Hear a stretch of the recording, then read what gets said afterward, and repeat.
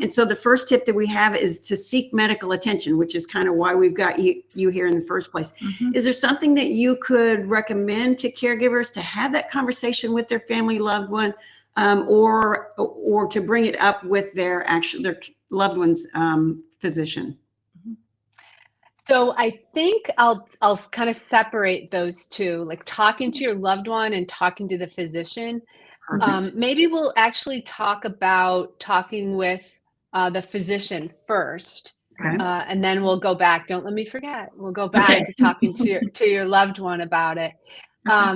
What I think really helps physicians when you bring any symptom to them is if you come with some information about that symptom in as much detail as you can. It's kind of like the who, what, where, when, why sort of that we learned, to ask questions and be curious about.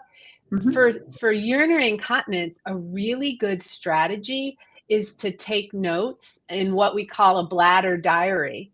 And essentially that's just a way, and you can just do it very simply, a piece of paper that put the date on it and start writing down the times that your loved one voids urine. And if you're keeping track of bowel movements, there could be good reason to do that.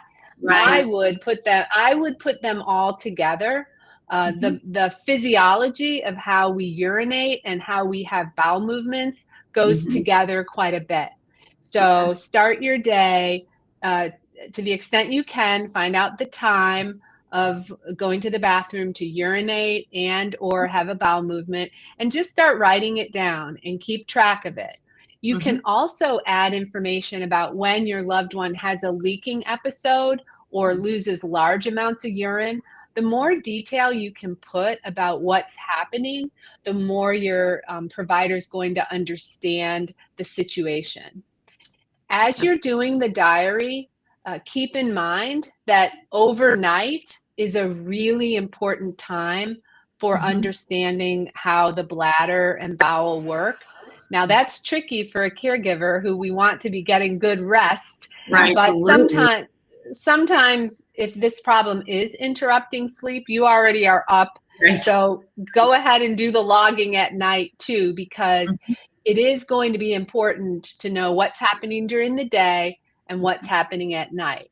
Believe it or not, there can be different reasons for daytime incontinence compared to nighttime, and there are definitely different solutions sometimes. So giving your provider that really rich understanding of maybe 3 days and nights, that would be plenty of a diary to bring to your provider. 3 days and nights of your observations of what's happening with your loved one's bowel and bladder habits. Excellent. That would be a great way to start, because whenever we're nervous about something, having a little piece of paper helps us as a patient give it to the doctor. And believe it or not, for the doctor, that piece of paper and that data, they'll be a little relieved too, because they'll say, okay, I don't have to ask questions. I'm going to look through here and then have a little head start. So that's a great kind of icebreaker around that.